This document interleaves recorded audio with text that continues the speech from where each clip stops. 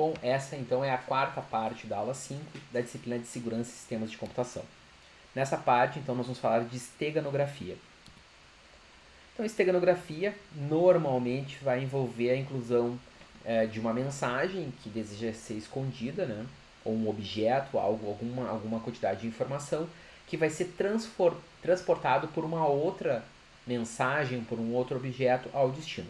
Então, o primeiro uso conhecido desse termo foi feito por Johannes Trithemius no seu livro Steganographia, lá de 1499. Então, notem que é uma técnica bastante antiga.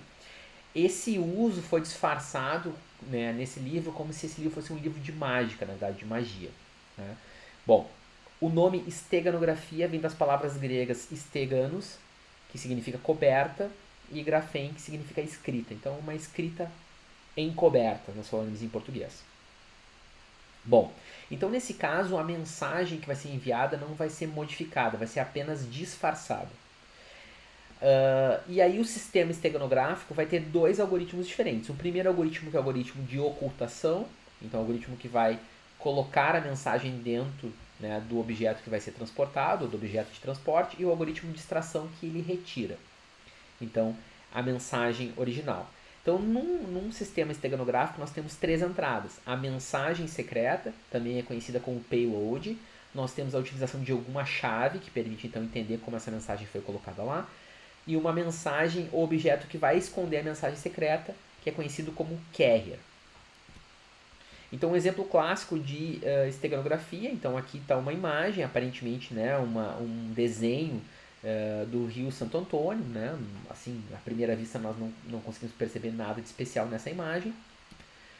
No entanto, na margem do rio, então, foi utilizado código Morse, com a seguinte chave: uma planta é uma letra, uma folha curta é um ponto e uma folha longa é um traço. Então a gente pode, a partir dessa imagem, reconhecer esse código abaixo que vocês estão vendo aqui e que pode ser depois decodificado para o seguinte texto, como vocês estão vendo aqui embaixo. Então notem que o texto original foi colocado lá, obviamente, com código Morse. Não havia cifragem, né, como nos outros métodos, mas ele foi ocultado. Então esse é um exemplo clássico de esteganografia. Então, a esteganografia pode ser feita através de técnicas que nós chamamos de físicas. Então, por exemplo, o uso de tintas invisíveis, né, ou tintas que reagem a algum elemento, algum outro tipo de elemento químico. Técnicas são digitais, então, por exemplo, o uso redundante de informação, de tags, de bits menos significativos. E técnicas sociais, então, muitas vezes são mensagens escondidas em referências de cultura pop. Então, diversos usos, por exemplo, a Grécia Antiga tem alguns usos conhecidos. Na Primeira Guerra Mundial, na Guerra do Vietnã, notem uma utilização mais recente.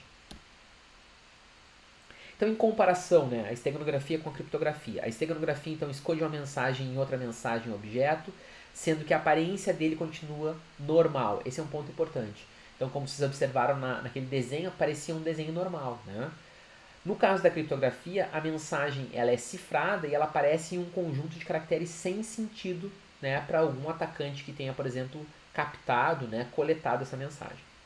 Na esteganografia, o arquivo de imagem, vídeo ou áudio ele não é para levantar suspeitas. Então, por isso a gente usa o termo que ele é encoberto, é escondido.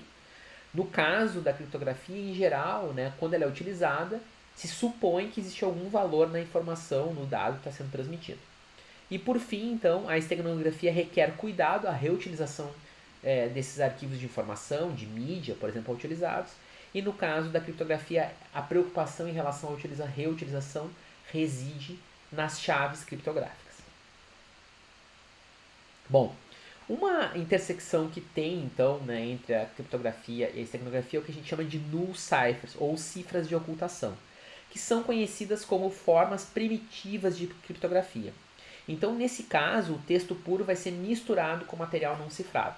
Então, observem nesse caso aqui abaixo, uma mensagem que foi enviada pela embaixada alemã em Washington para o QG alemão em Berlim na Primeira Guerra Mundial. Então, notem, ela é uma mensagem enviada, né, em um país beligerante. Então, tem aqui a mensagem sendo colocada. E nesse caso específico, a mensagem ela estava ocultada nas iniciais colocadas aqui. Ó. Então, observem, P-E-R-S-H-I-N-G, Pershing aqui. Então a mensagem secreta é Pershing Sales from New York, June 1. first.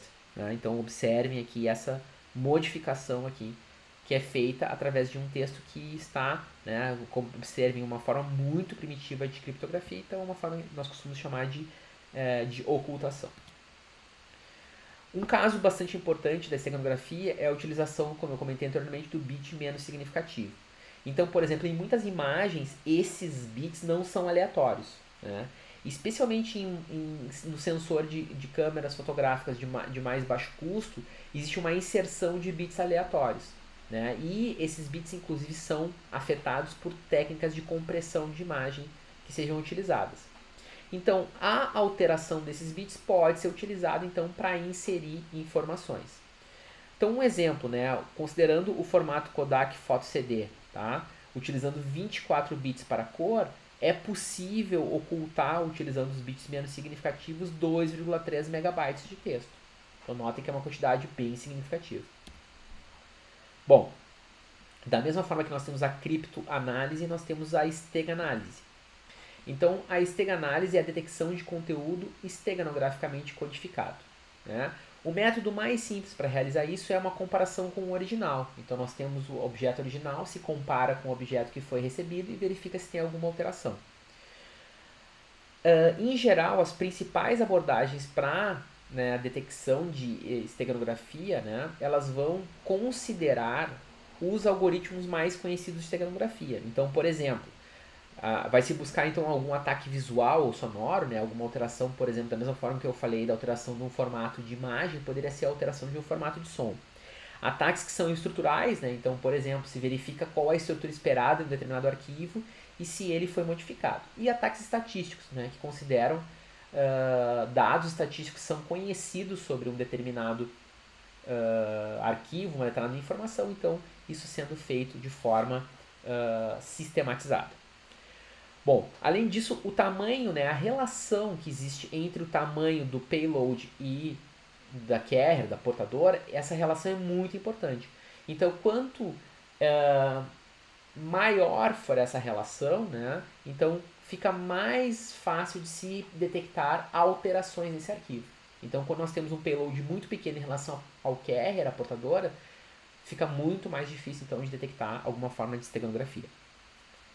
Bom, então normalmente a estegananálise se foca em um algoritmo particular, então é uma forma de ter maior sucesso, então ela busca, né, é realizada uma busca específica procurando tendências que estão relacionadas com um determinado algoritmo, né?